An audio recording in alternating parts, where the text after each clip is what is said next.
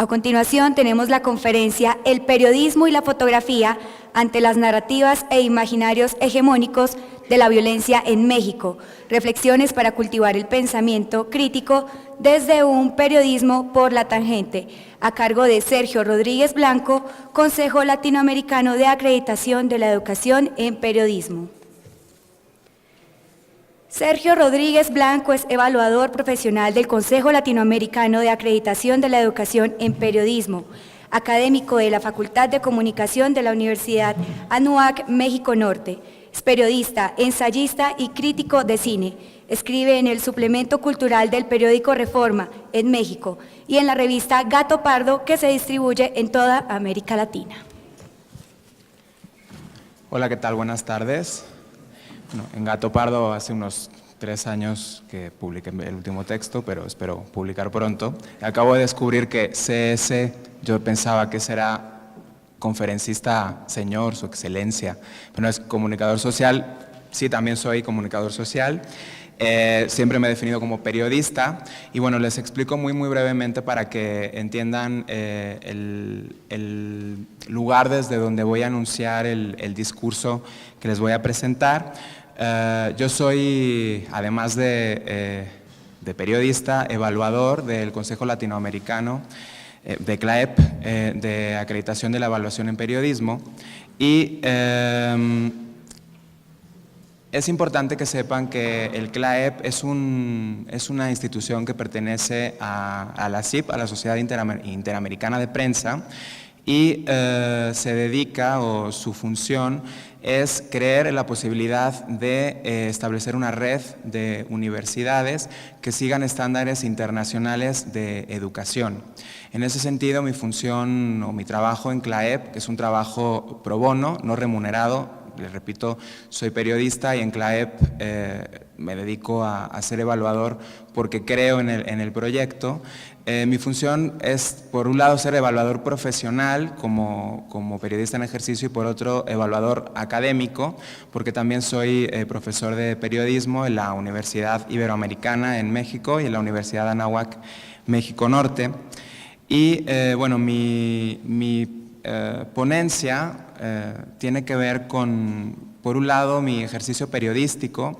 Yo cubro desde que empecé como reportero en el periódico Reforma, un periódico nacional en México, donde trabajé durante 5 años, a escribir sobre procesos culturales y sociales y producciones culturales y sociales, y como investigador me interesan los modos de enunciación, las narrativas y las políticas de representación de temas que tienen que ver sobre todo con la violencia y con la memoria. Entonces, desde esa perspectiva es desde el lugar desde donde me gustaría que entendieran el discurso que yo voy a enunciar. No soy un periodista que haya estado en la trinchera de la violencia, sin embargo, lo que les voy a presentar aquí es un estudio entre el periodismo y la academia acerca de cuáles son las narrativas hegemónicas en los discursos periodísticos, tanto visuales como escritos. En los últimos 8 años, la violencia ha arrojado en México un saldo de más de 100.000 asesinatos y 30.000 desaparecidos, según organizaciones civiles. Además, el impacto de la violencia criminal en diversas regiones de México en el ejercicio del periodismo se ha incrementado en las últimas décadas. Solo en un estado, el estado de Veracruz, con la muerte en febrero de este año de la periodista Anabel Flores, son 17 los profesionales de la información asesinados desde 2010, año en que el gobernador Javier Duarte inició su mandato. Nombres de municipios donde se han perpetrado masacres últimamente, como Atenco, Ayotzinapa, Apatzingán, Tlatlaya, o números como el 43, en recuerdo de los 43 estudiantes desaparecidos el día 26 de septiembre de 2014, han pasado a la memoria colectiva internacional con una interpretación casi unidireccional. La violencia parece el producto de un Estado fallido que ha sido rebasado por el crimen organizado. En el imaginario permea la idea de estado de excepción mexicano ante el crimen organizado. Esto es muy importante. Es, por supuesto, un imaginario. En un texto de un investigador de la City University of New York, Osvaldo Zavala, que publicó en 2015 en la revista Proceso, él citaba un artículo que se publicó en el New York Times donde se recordaba la narrativa del anterior presidente de México, el presidente Felipe Calderón, que gobernó de 2006 a 2012, para justificar su guerra contra el narco. Decía el New York Times, cito, bandas rivales de narcotraficantes luchan por el territorio, el índice de asesinatos aumenta y los indefensos residentes imploran al gobierno restablecer el orden. El gobierno envía soldados para mantener la paz. Escuchen bien esto porque es muy importante. Es toda la narrativa construida desde el Estado. Bandas rivales de narcotraficantes luchan por el territorio, el índice de asesinatos aumenta y los indefensos residentes imploran al gobierno restablecer el orden. El gobierno envía soldados para mantener la paz. Esto publicado por el New York Times. De hecho, esta fue la lógica que este presidente Calderón se encargó de difundir para explicar la movilización de soldados y policías federales que sitiaron varias ciudades del país para contener la violencia, supuestamente desatada por los cárteles, le llamamos en México, o carteles de la droga. Seguía este artículo diciendo, pero en lugar de eso, la violencia empeora. El discurso del narcotráfico, articulado desde el Estado, domina actualmente el campo de la producción cultural. La gran mayoría de intervenciones sobre la violencia y particularmente sobre el tráfico de drogas son enunciadas desde el periodismo, pero también desde el cine, la música, el arte conceptual y la literatura, y en todos los casos, o en casi todos, en el que ahora tenemos que llamar mal periodismo, que es, desafortunadamente tenemos bastantes ejemplos, han asimilado acríticamente el relato del Estado. Esta misma narrativa coincide con lo que Osvaldo Zavala señalaba, se ha impuesto también en la actual presidencia de Enrique Peña Nieto como si fuera una verdad histórica. Yo hace un mes, una organización de derechos humanos me invitó a asesorarlos para revisar una investigación que estaban efectuando, tratando de identificar el número de fosas comunes halladas en distintos estados, y entonces su método de trabajo consistía en revisar lo que la prensa, tanto local como nacional, había publicado. Cuando me mostraron este estudio, la preocupación que ellos tenían, y por eso me llamaron, era que a veces las informaciones que aparecían ahí sobre determinada fosa eran diferentes en unos y otros medios. En un medio decía 8 muertos y en otro decía 15 muertos, y que incluso en el mismo medio el número de víctimas cambiaba de una noticia a otra. Y esto a ellos, trabajando en una investigación más cuantitativa que cualitativa, pues por supuesto les generaba bastante ruido. Sin embargo, pues mi pregunta, o lo que yo les pregunté a ellos, era distinto a lo que ellos me preguntaban a mí. Ellos me preguntaban, bueno, ¿qué periódico es el más creíble? En el caso que yo tenga 7, 8, 9 y 15 muertos, ¿qué cifra tomo para mi estudio cuantitativo? Y yo les pregunté si ellos habían tomado en cuenta cuáles eran las fuentes de información de estos textos. Ellos me dijeron, sí, claro que sí. Aquí tenemos la fuente Reforma, aquí está la fuente de La Jornada, la fuente Notimex, o sea, los medios de comunicación. Esto desde estudios sociológicos de organizaciones importantes de derechos humanos. O sea, no saber lo que enseñamos en cualquier facultad de periodismo en primer semestre, que es una fuente de información, es quien genera la información, no quien la publica. Yo les di un muy pequeño taller de cómo poder identificar en cualquier texto las fuentes, y la sorpresa fue que la semana siguiente volvieron a releer todos los textos y se identificó que de un total de 324 noticias y reportajes, solamente 31 contenían informaciones de fuentes no gubernamentales. O sea, todas las otras, la única fuente era información del gobierno, textos que decían Procuraduría General de la República o fuentes del gobierno, ningún nombre citado. De ellas, solamente 16 evidenciaban un ejercicio de trabajo de campo por parte de los periodistas que fuera más allá de describir una fosa común o una escena o de mostrar una fotografía. Hay autores como Gareth Williams en un libro que se llama The Mexican Exception, que afirma que la guerra contra el narcotráfico operó bajo una lógica capitalista despolitizada que no permite la distinción política fundamental entre amigo y enemigo. Williams dice que la guerra es un conflicto interno del capital, hablando de México, más que ser un conflicto entre dominios soberanos, externos u organizaciones sociales. Esto leído con ojos que no analizan muy bien el lenguaje académico puede pasar inadvertido. Sin embargo, pues Williams está incurriendo aquí en dos graves errores bastante frecuentes en los modos de conceptualizar la violencia en México. El primero es que la violencia, según Williams, es un fenómeno despolitizado y vertido hacia el capitalismo y sus escapes. Y en segundo lugar, dice Williams que es un fenómeno que está claramente diferenciado y es externo al Estado. Es decir, el narcotráfico para él solo puede operar desde una despolitización radical que lo inscribe en el interior de las lógicas del capitalismo, pero que es exterior al Estado. Esta narrativa, entonces, porque es una ficción, en realidad, imagina el narcotráfico como algo ubicuo, omnipresente, a la vez local y global, sujeto y objeto de toda manifestación de la violencia. Si transitamos a la relación entre estética y política, esta conceptualización del narcotráfico abandona la hegemonía del Estado desde una lógica de la globalización. Como este mismo autor que les mencionaba anteriormente, Osvaldo Zavala, ha señalado, en la narrativa que predomina en México en torno a la violencia y sobre todo en torno al narcotráfico, el papel central que el Estado tuvo y tiene todavía hoy en la evolución del llamado crimen organizado está subestimada en el mejor de los casos o con mayor frecuencia está completamente borrada de los discursos periodísticos. Este paradigma sobrevalora la relevancia de los incorrectamente llamados carteles o cárteles de la droga para deslindar a las instituciones oficiales de esa actividad criminal. Por supuesto, esta lógica es insuficiente para comprender la presencia del Estado en México como condición misma de la posibilidad del narco.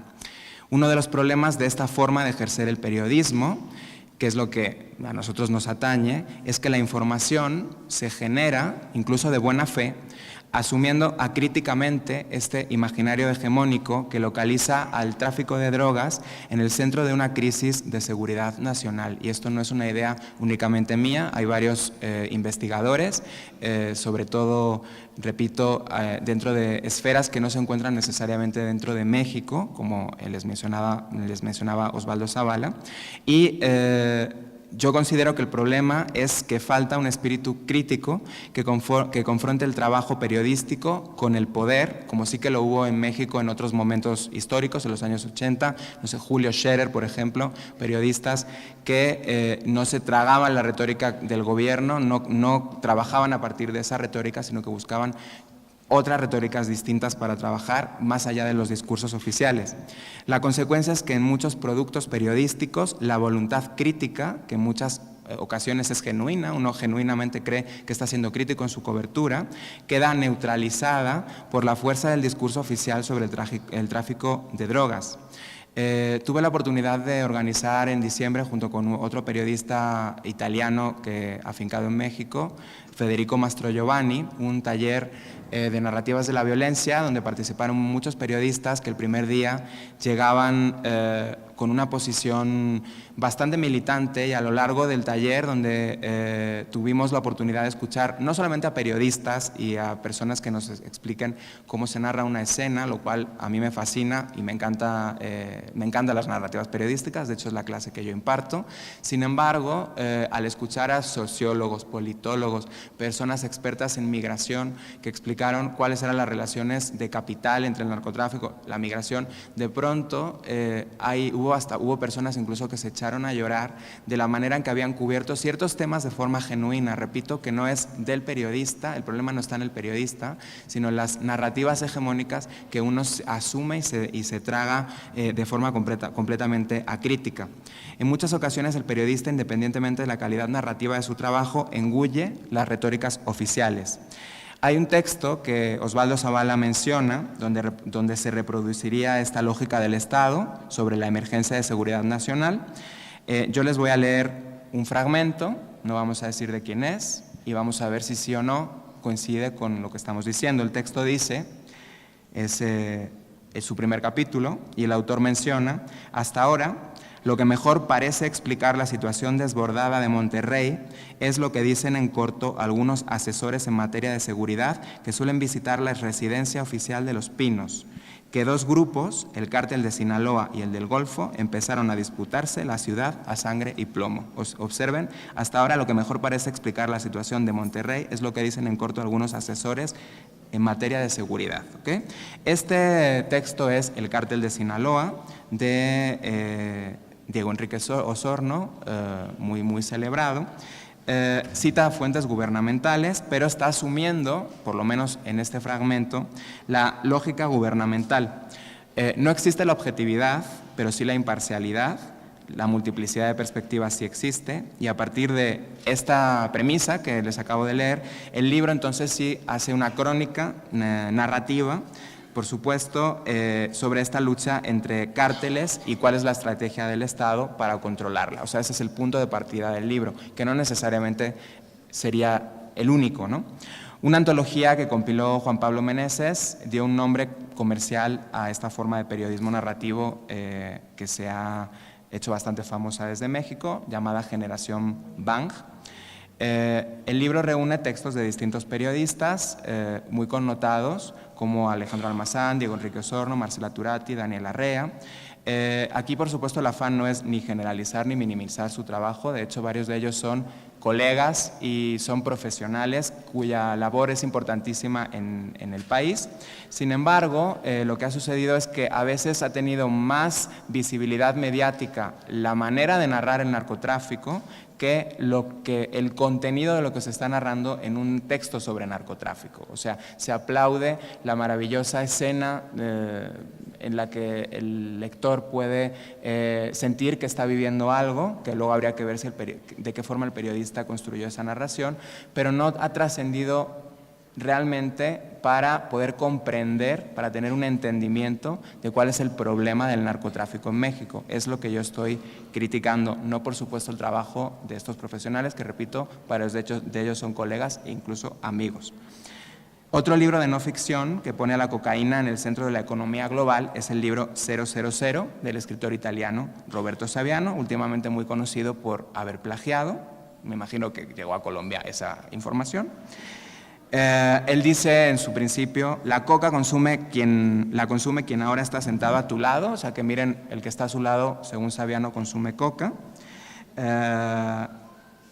La ha tomado para despertarse esta mañana, el conductor que está al volante del autobús, que te lleva a tu casa, consume coca quien está más próximo a ti, si no es tu padre o tu madre, si no es tu hermano, entonces es tu hijo, si no es tu jefe o tu secretaria. Esto dice, así empieza Saviano. O sea, todos somos consumidores de coca, que bueno, lo que él está tratando de decir es que realmente la economía global se mueve por la cocaína, ¿no? Yo entrevisté a Roberto Saviano hace exactamente 2 años y un día, en Nueva York. Y repito, mi área de interés no es el narcotráfico, sino las narrativas sobre el narcotráfico. Con lo cual, para mí era muy importante entrevistar a este escritor que yo admiraba bastante, somos de la misma edad. Tuvo un trabajo muy importante por el cual se hizo muy famoso, Gomorra. Que había escrito supuestamente infiltrándose en la mafia napolitana. Y entonces mi pregunta era, bueno, si no conocen la figura de Saviano, algún despistado que haya por ahí, o alguien que no se enteró muy bien quién es Saviano. Saviano, digamos, es un autor que sobre todo es famoso porque la mafia, a partir de que escribió este libro Gomorra, empezó a perseguirlo y amenazarlo a muerte, hasta el grado que él tuvo que desaparecer, ¿no? Entonces, bueno, pasan los años, pasan más de 10 años, escribe 000, la crónica sobre el negocio de la cocaína en México. La escribe desde Nueva York. Yo cuando lo entrevisté descubrí que no habla español, tampoco habla inglés. Y yo sospecho que no pisó México, ¿no? Entonces mi pregunta era, bueno, ¿cómo escribiste este texto? ¿Cómo lo escribiste? A mí me entregaron el libro 2 días antes, de las 500 páginas me leí como 300. No me dio tiempo, como si hizo el reportero de Daily Beast, de ver cómo plagió, tampoco era mi interés, y ahora vamos a ver por qué. Sino la retórica, y vamos a ver cómo sí plagió, y por eso tiene esa retórica el libro, por supuesto.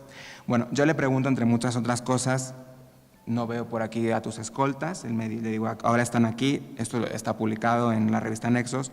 Me dice, no, porque estoy con una fake identity, así que puedo respirar. Bueno, pues ok, no vi escoltas por ningún sitio. Dice, trato de mantener afuera la cuestión de la escolta, pero es muy pesado porque siempre hay 8 personas alrededor de ti. Bueno, ahí nada más estábamos él, yo y Daniel, el barman que nos estaba trayendo un cóctel en este hotel neoyorquino de diseño. Me va diciendo que bueno, su sueño en 000 era el mismo que el de Truman Capote en La Sangre Fría, es decir, escribir una novela que tiene el estilo narrativo, la exactitud y rigor del ensayo y la belleza y la verdad de la poesía. Yo le pregunto más adelante, hablas de México como si hubieras estado en sus tierras. Su descripción de una ciudad de México es, dice, la descripción de Sinaloa es, con sus ríos que descienden de Sierra Madre al Pacífico, Sinaloa es tan precioso que no crees que pueda haber otra cosa que luz deslumbrante y pies en la arena. Yo, si un alumno me trae esta crónica, digo, tú no fuiste a Sinaloa. ¿Dónde veo un detalle, un dato? O sea, esto es lo único que él dice de Sinaloa, que digo, hay videos de Sinaloa que uno puede ver en internet, pero yo tenía esa sospecha, en el texto yo no pongo no estuvo, yo le pregunté, él me dice sí. He estado en algunas zonas de México, pero bajo una identidad secreta. Estuve en toda la zona que hace frontera con Estados Unidos. Fake identity es como se llama la manera en que he pisado todo, o sea, ya otro tema, ¿no? Todos los países donde en realidad yo oficialmente no he estado, también estuve en África, en los Balcanes, en Nueva York. Soy fake identity para mantenerme undercover, creo que son las únicas palabras en inglés que sabe. Me tienen que hacer entrar así, es lo más parecido a ser normal, ¿ok? Bueno, yo hice la entrevista, la escribí, digamos, era una sospecha personal, me interesaba mucho porque doy una clase de periodismo narrativo, entonces, ¿qué autores son los que lee? Aprendí bastante, me recomendó libros que yo no había leído, o sea, en ese sentido hasta me cayó bastante bien, hasta que, bueno, un poco después surge este problema del plagio. Si han revisado, está publicado también en español. Básicamente hay un periodista del Daily Beast que se da a la tarea de, casi párrafo por párrafo del libro, rastrear uno por uno y se da cuenta, no voy a hacer aquí la lectura, esa la pueden hacer ustedes en internet, de que prácticamente un 80% del libro es un embellecimiento del lenguaje de textos publicados en prensa que él no cita. Para mucha gente el problema es el plagio. Para mí el problema sigue siendo que, como su fuente son los medios, pues claro, es la retórica de estos medios. Entonces nos habla del pozolero, este señor que se han oído hablar del pozole en México es una sopa. Entonces el pozolero es un señor que supuestamente metía a los cadáveres en ácido y así lograron deshacerse de como cientos y cientos y cientos de muertos, ¿no? Pues el pozolero, y el señor se autoacusó. No sabemos en el libro de dónde salió esta información, no hay fuentes, es una, pues si fuera un thriller sería muy buen libro. Como el libro de no ficción, pues tiene bastantes problemas, ¿no? Entonces, volviendo un poco al tema de las narrativas hegemónicas, les puse acá, si puedes ir pasando imágenes, igual están un poquito fuertes, pero no son mías, es simplemente el catálogo de una exposición llamada El estado de las cosas. Yo no agregué nada, es el catálogo tal cual, solo fotografié la pantalla y se las voy mostrando aquí. Una exposición que hubo, que es inaugurada de septiembre a noviembre de 2015 en la Ciudad de México, en un museo nuevo sobre fotografía. Y me gustaría que mientras lo van leyendo, escucharan una reflexión, a ver si les parece que tiene algún sentido. La zamarra es la piel del cordero y de aquí proviene la palabra zamarrear, que es lo que hace un lobo cuando sacude a la presa que trae en sus fauces para terminarla de matar. Zamarrear también es llevar a una persona a golpes de un lugar a otro. En la antesala que da acceso a esta exposición que ustedes están viendo, El estado de las cosas, un texto del periodista Alejandro Almazán describe lo que le pasará al espectador que cruce más allá de la mampara blanca. Cito el texto curatorial. El estado de las cosas zamarrea porque está dedicado a los miles que han matado o han desaparecido durante estos años en los que ha arreciado la impunidad. Más abajo, una nota breve previene acerca del contenido violento de la exposición. Dice la nota, dejamos a criterio personal el ingreso a la misma. Queda claro que la sacudida visual es la experiencia sensible por la que apuesta esta muestra que curaron. Pues no la curaron curadores, por eso es así la muestra, la curaron 2 fotógrafos llamados Francisco Matarrosas, y que en el nombre va la penitencia, y Gerardo Montiel Clint. Si el objeto de la exhibición es únicamente ese, generar una bulimia de la mirada ante la contemplación de la violencia, seguro que a más de un visitante le va a impactar caminar a lo largo de 500 metros cuadrados del segundo piso del Fotomuseo Cuatro Caminos, mientras observa las paredes y el suelo tapizados por una amalgama de imágenes, en su mayoría fotoperiodísticas, que presentan al cuerpo abyecto en sus diversas formas: lacerado, machacado, cortado, cosido, violado, descuartizado.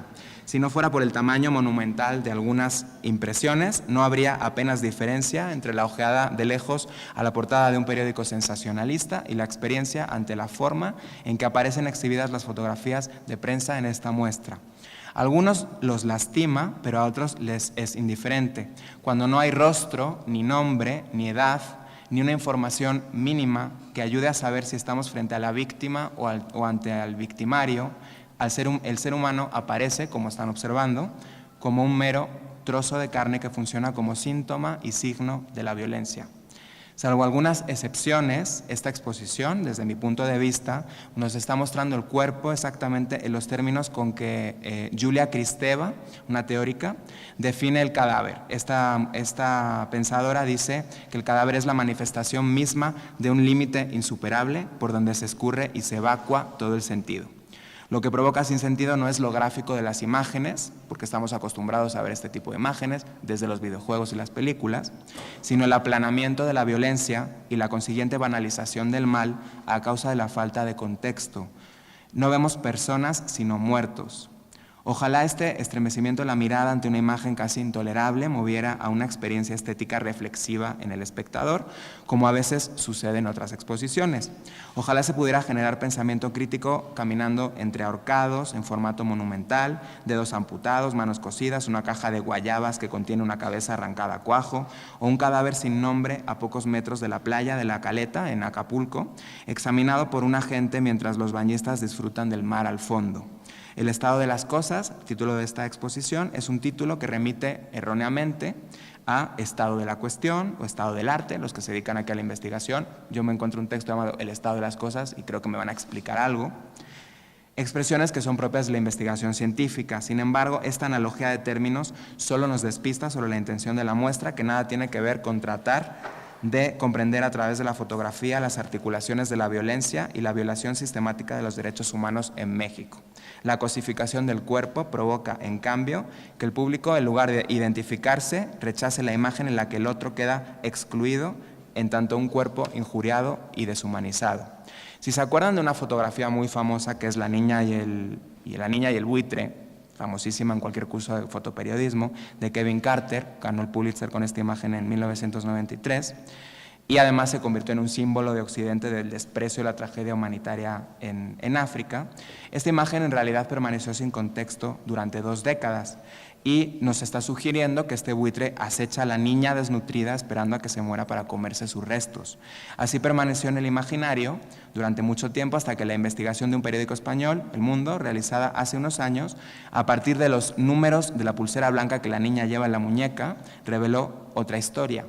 La niña no era niña, sino niño, se llamaba Nong Yong, su tribu estaba siendo asistida por Naciones Unidas, por eso llevaba la pulsera, y Kong Nyong se había agachado en un basurero para defecar los desechos de la comida entregada por la ONU en esos días. O sea, estaba cagando porque había comido, o sea, no se lo iba a comer un buitre.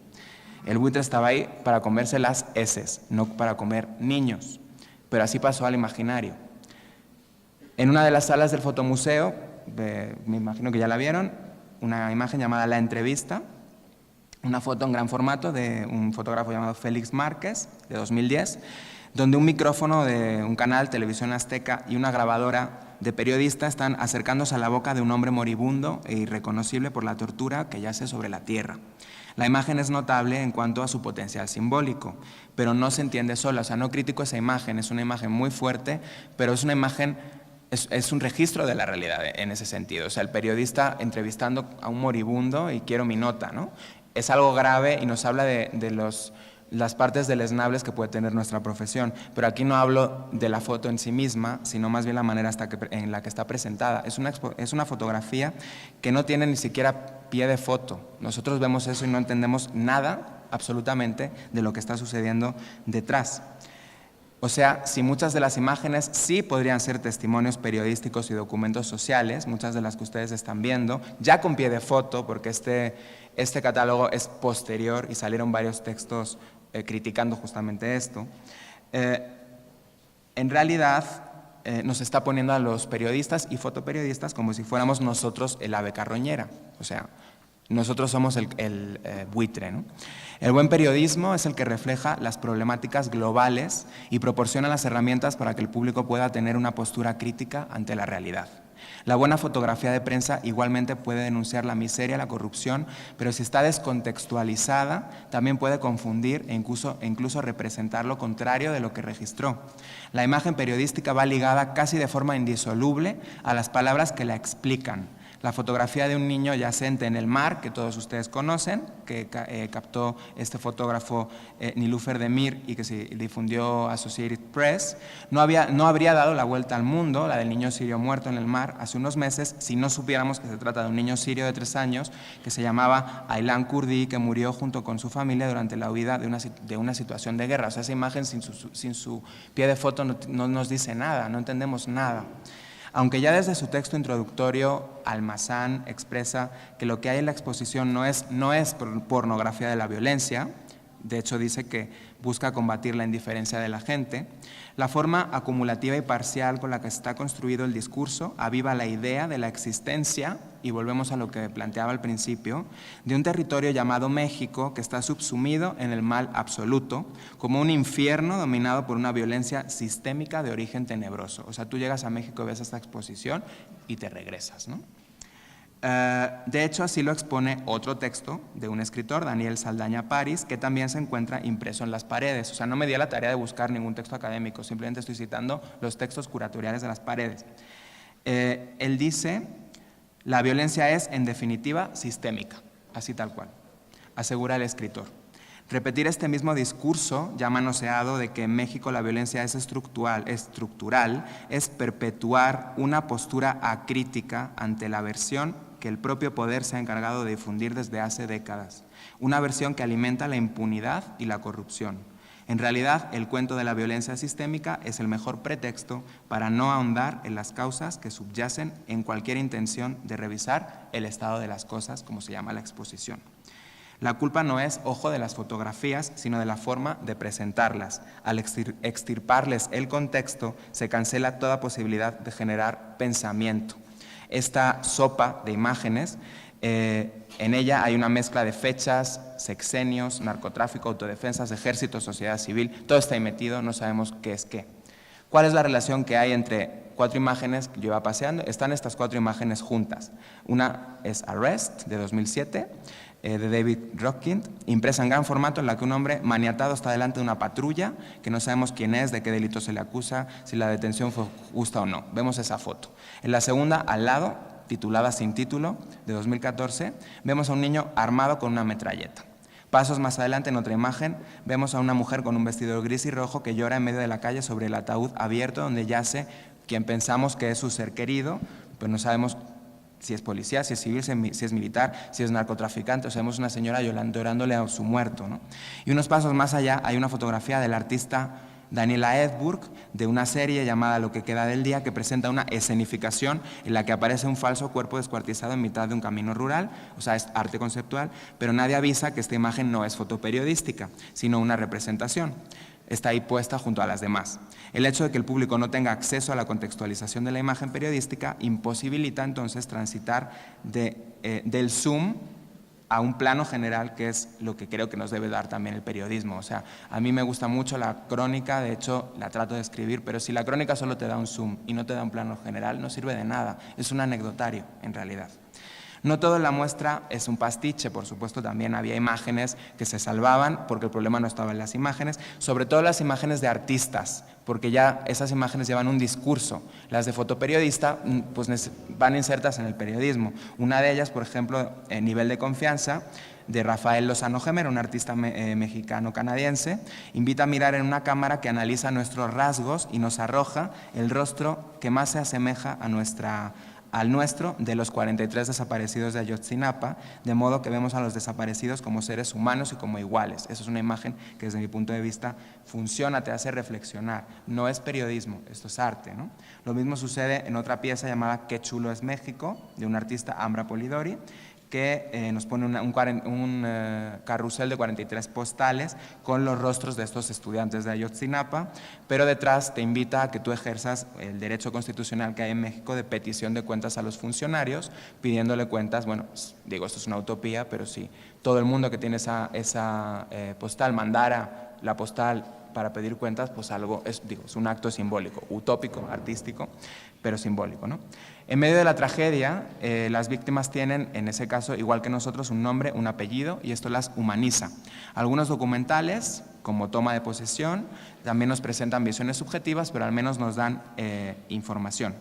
Entonces, bueno, el mayor desacierto de esta exposición, con la que se inauguró este museo, o sea, fue una exposición muy importante porque no había un museo de fotografía exclusivamente en México, de foto contemporánea, un edificio construido ad hoc, rescatado por un fotógrafo llamado Pedro Meyer, que le costó 10 años conseguir el dinero, y esta fue la exposición con la que abrió este museo. O sea, la violencia en México es esto, y pues sí, no es la violencia, es la narrativa, la violencia realmente es esta.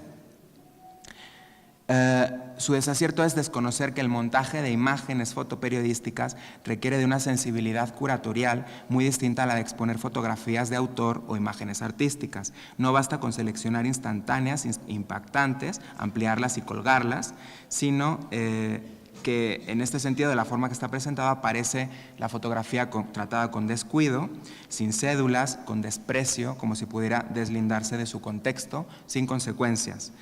Y el fotoperiodismo sin pie de foto es como la foto en primer plano de un pie tirado en medio de la calle. Eso es exactamente eso. O sea, no te enteras de lo que estás viendo. Y la última imagen, si las pasas muy, muy rápido para que vean la imagen final. Esta no es de esa exposición, pero se las pongo para... Pues son la misma en realidad todas, ¿no? Desafortunadamente. Bueno, esta chica, esta periodista que murió en Veracruz en febrero, su fotografía, que ahora van a ver, de todos modos es una imagen que si no la ven tampoco se van a perder de nada en la vida, se divulgó en Facebook primero y luego en distintos medios de comunicación mexicanos, una fotografía que probaba que esta periodista veracruzana había sido asesinada brutalmente por quienes la secuestraron un día antes. Hasta ese momento, o sea, desapareció una periodista, salió en prensa la imagen de esta chica sonriendo porque la sacaron de su Facebook. Pues cualquiera de nosotros en nuestro Facebook pues captamos en general momentos felices de nuestra vida, ¿no? Hallaron el cadáver y no apareció en medios de comunicación, apareció en el Facebook de una persona. Hasta ese momento los medios habían difundido la imagen de Anabel, de 32 años, con 2 hijos, y que mostraban como una mujer con una gran sonrisa. Es la antítesis de la fotografía que apareció el 9 de febrero, que exhibe un cadáver tirado boca abajo en la cuneta, con la ropa interior a la vista, maniatado por la espalda y con una bolsa de plástico en la cabeza, que así encontraron a esta periodista. No se sabe quién tomó esta foto. Sí se sabe que la difundió en su página personal de Facebook la periodista San Juana Martínez, Premio Ortega y Gasset de Periodismo, que acompañó la imagen de un texto donde condenaba a los asesinos y expresaba su indignación con estas palabras en su Facebook. «Pienso en sus 2 hijos y se me parte el alma», escribió Martínez. En cuestión de minutos, la foto de Anabel muerta fue difundida por la revista Proceso, el portal Aristegui Noticias y el semanario MX, que por cierto acaba de cerrar, desafortunadamente. Y se levantó la polémica. Muchos usaron las redes sociales para clamar que la imagen no generaba entendimiento, sino solo horror para su familia y para la sociedad. Un comunicado de la Oficina en México del Alto Comisionado de las Naciones Unidas difundió lo siguiente. Cito de la ONU: fotos de la periodista muerta y semidesnuda fueron exhibidas en varios medios de comunicación, atentando contra su dignidad. En casos como este hay que preguntarse a quién beneficia la narrativa de lo siniestro que está mostrando esta imagen, porque no sabemos quién tomó la foto, no sabemos ni vamos a saber quién secuestró, quién mandó secuestrar, no sabemos nada, solo vemos un cuerpo, además pues afortunadamente está medio borrosa y no se ve muy bien, pero pues semidesnudo y atrás, ¿no? Las palabras de la periodista en su Facebook era: pienso en sus 2 hijos y se me parte el alma. Los hijos de Anabel Flores verán esta imagen cada vez que pongan el nombre de su madre en internet. En nuestra sociedad, la democratización de la cámara fotográfica, de internet y del celular, aunada al uso masivo de redes sociales, nos haría pensar que hemos evolucionado con respecto a nuestros antepasados, como si el progreso de la humanidad pudiera medirse con base en la actualización tecnológica. Pero estamos equivocados. No olvidemos que los mecanismos de representación que produce nuestro tiempo son consecuencia del desarrollo de una tecnología creada por un sistema de poder y puesta en manos del usuario que tiene acceso a ella. O sea, cuando hablábamos redes sociales, bueno, claro, redes sociales para quien tiene acceso a internet y quien tiene un teléfono, un smartphone en donde pueda consultar esas redes sociales. Cosa que la televisión en ese sentido sí democratiza más la información, ¿no? En México la penetración de redes sociales es de un 46%, según un estudio de 2014, y a nivel mundial es del 26%. O sea, el 26% de la humanidad tiene acceso a las redes sociales virtuales. 3/4 partes del planeta, las más pobres, no tienen voz en este territorio. Son invisibles en esta fotografía. Entonces, retomando y ya terminando, para no cansarlos, ¿qué tiene que ver esto con la función de nosotros como periodistas y de CLAEP como Consejo Latinoamericano de Acreditación de la Educación en Periodismo? Pues no garantiza, por supuesto, nada que exista un consejo, pero al menos el hecho de que haya unos estándares y que haya pues unas personas que creen en la importancia de la educación. Digo, yo en Colombia he tenido la gran oportunidad de poder estar en el proceso de acreditación de 2 universidades, la Universidad Pontificia Bolivariana y la Santiago de Cali. Por cierto, en la Santiago de Cali pude ver la gran labor de Olga Bear en esta universidad durante el proceso de acreditación donde nos conocimos. Olga, ¿cómo estás? Y precisamente esto que parece artificial, o sea, el ponernos a hablar el que vengan unos evaluadores y tú les muestres lo que haces y uno intente mejorar, porque esa es la idea, me parece que es un excelente paso, pero además, ¿a qué nos lleva esto o en qué podríamos incidir nosotros? Como consejo, como periodistas, como comunicadores sociales, pues sí, en dar voz a los que no tienen, por supuesto, pero no en un periodismo de víctimas. O sea, no te doy voz solamente si te revictimizo. En estudiar los contextos a un nivel geopolítico, no nada más periodístico. No nos sirve que solo sepamos hacer notas, sino tenemos un poco de cultura general para poder identificar cuál es el contexto geopolítico de esta persona con un problema social que yo estoy captando, que está en pobreza y es indigente, por ejemplo, y narro su historia, que me encantó para una novela así, pero ¿eso qué me refleja o sea, cuál es la problemática geopolítica que hay ahí atrás, ¿no? No solamente el número, eso es lo que hay que investigar realmente. También identificar las narrativas oficiales, o la estructura profunda que subyace en la historia que estamos narrando.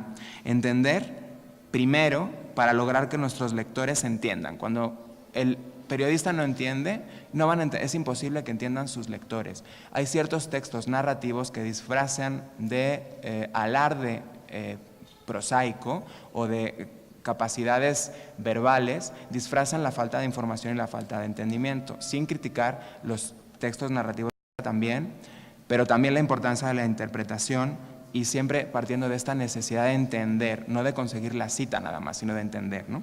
Si logramos esto, podremos caminar hacia unas narrativas realmente reparadoras, que yo es con lo que quisiera concluir. Ahí es donde me parece que están las narrativas de paz, no el narrar la paz partiendo de la premisa, tengo que narrar la paz, porque eso es otra narrativa hegemónica, planteada de esa forma, sino más bien el narrar de una forma que repare, que cure heridas, que muestre lo que sucedió, no que oculte, que lo muestre y que sobre todo trate de entender.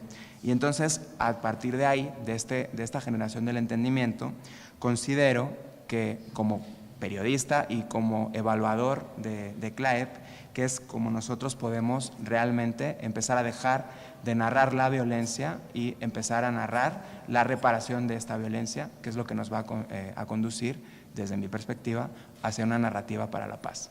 Muchas gracias.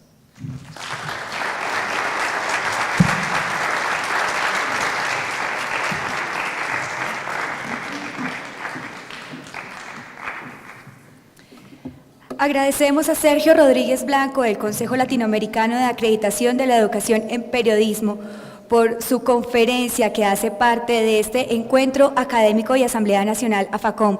Tenemos tiempo para 2, máximo 3 preguntas, pero antes les sugiero no abandonar el Paraninfo.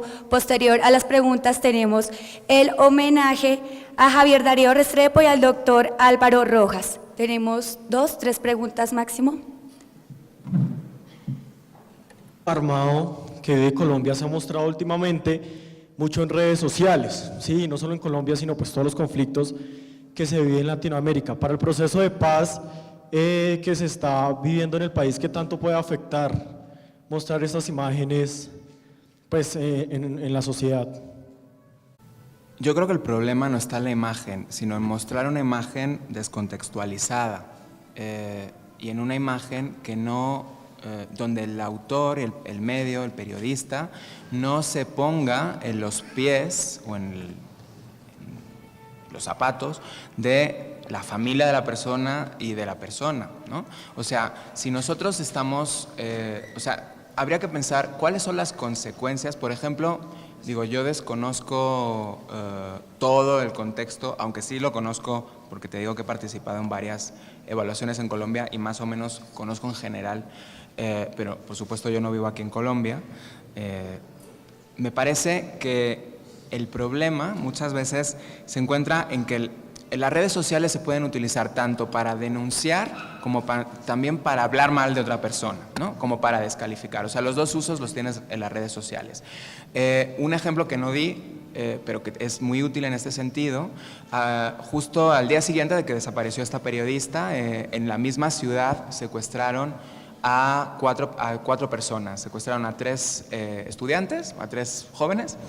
El cuarto escapó, se fue a la tienda donde trabajaba su padre y dijo, me están persiguiendo. Lo llegaron ahí, pero esta tienda tenía cámaras de que registraron las caras de estas personas. Entonces, cuando se fueron los raptores, el padre subió a redes sociales, o sea, con su iPhone, grabó con el propio teléfono las cámaras, las imágenes de las pantallas. Esto lo subió a internet y, aunque luego después el gobernador del estado dijo que un operativo había logrado salvar, porque se salvaron estos chicos, había logrado encontrarlos, pero fue como muy casual que suben las imágenes y a las 4 horas los habían soltado. O sea, en este sentido, las redes sociales tuvieron mucha importancia porque el padre subió las fotos, a su vez los medios las replicaron, ¿no?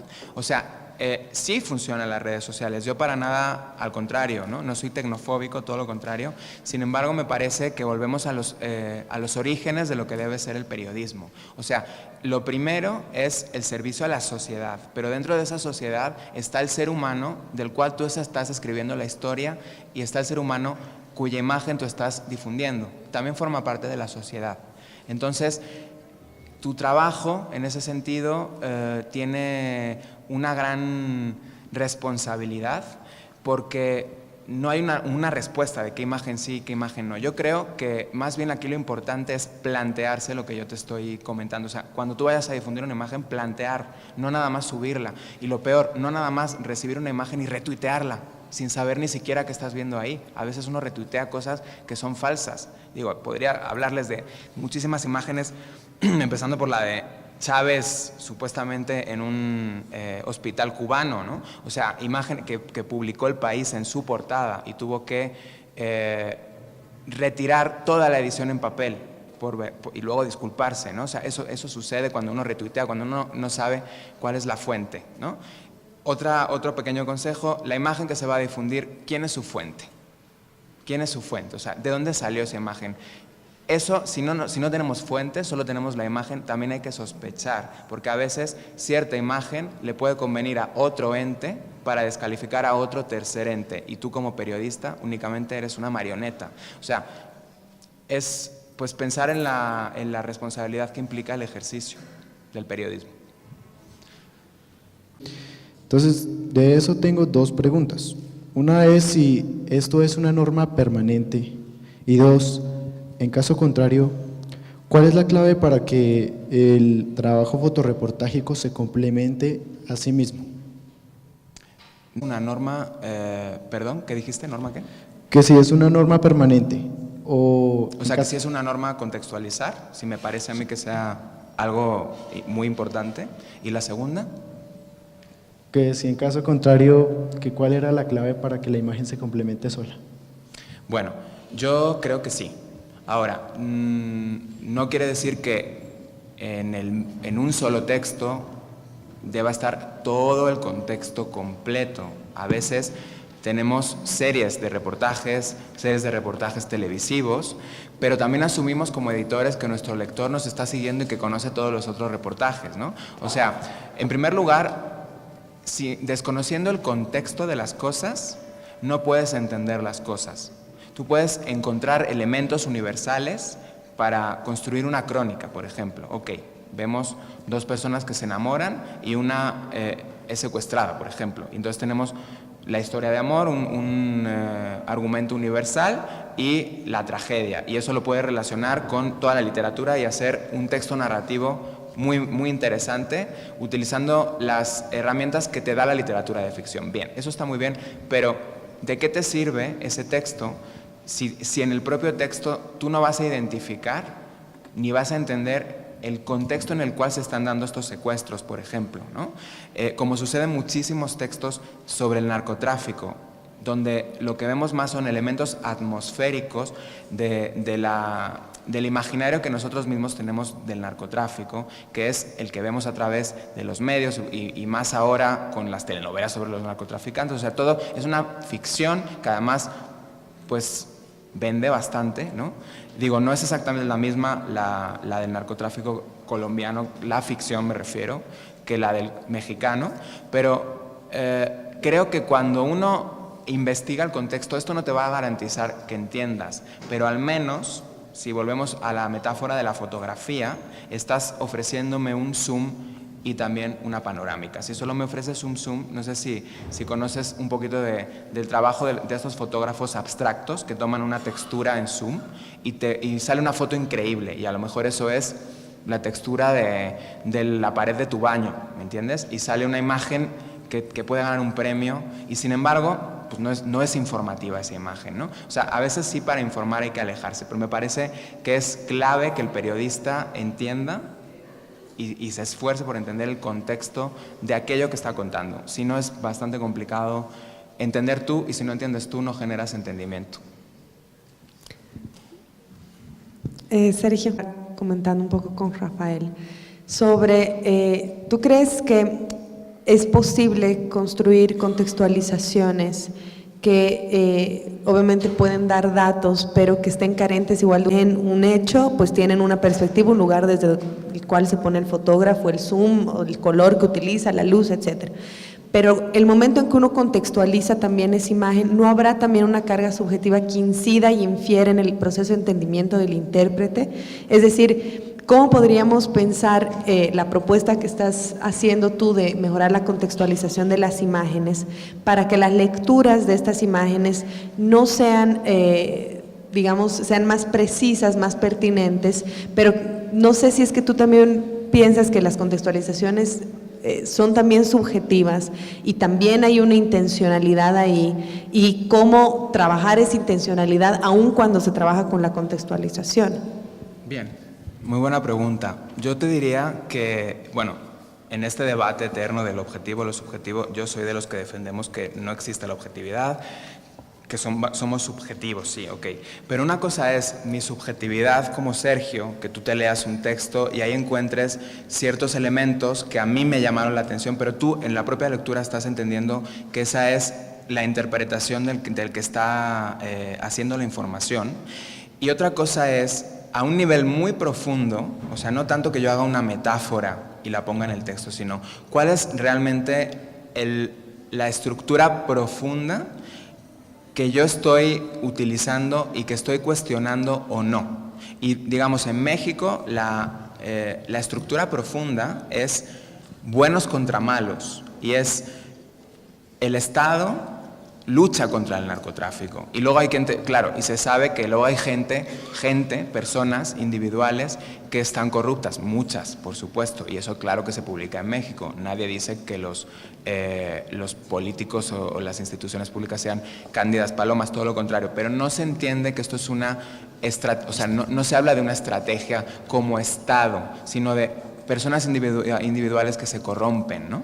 Entonces, si tú partes de esa premisa, pues cuando encuentres a una persona que cometió actos corruptos, por ejemplo, recibir dinero a cambio de dar una cierta concesión, por ejemplo, a una minera, digo, eso no lo mencionamos, pero en realidad el grave problema en México es la explotación del territorio. Casualmente, lugares donde hace 5 o 6 años se generó violencia, donde no había habido antes, y fueron tomados por el ejército, hoy esas tierras son concesiones de mineras internacionales, con lo cual ahí encontramos que hay unas ligas geopolíticas que no nada más ponen al narcotráfico como centro del problema, ¿no? Eso sería una narrativa, que el narcotráfico es el problema, ¿no?